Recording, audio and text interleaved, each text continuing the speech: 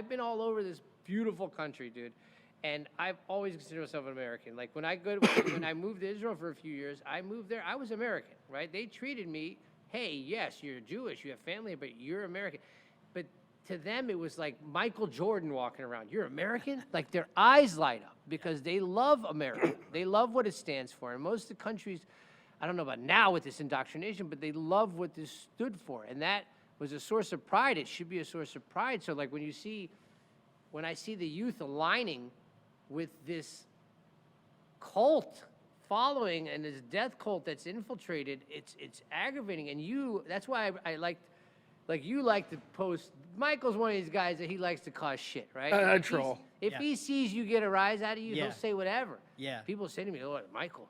I remember when I first started hanging out with Michael, like I remember one of the prosecutors comes to me, he's a Jewish guy, he goes, dude, you're friends with Michael Dye? I go, yeah, friends. Yeah, more of a brotherhood, but he's a fucking nut job. But yes, and he goes, well, he's anti-Semitic. I'm like, no, he's not. And they're like, no, you know what he did in law school? I'm like, oh, God, what did he do in law school? He started a whole war with the Jewish Lawyers Association. I'm like, that sounds like Michael. Yeah. Let me ask you this. What did they do to him? Right. He Maybe said he had some a comment. They called him anti-Semite, and he went nuts. Yeah. Yeah, But I would just post something new every day, like Happy U.S. Liberty Day.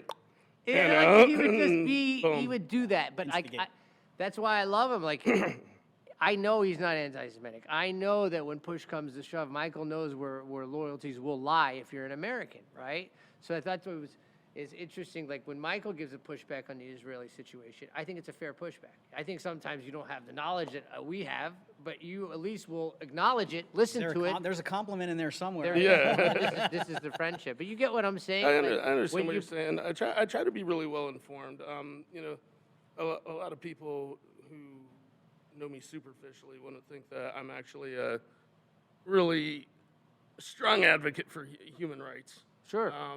But people who know me a little better tend to realize that.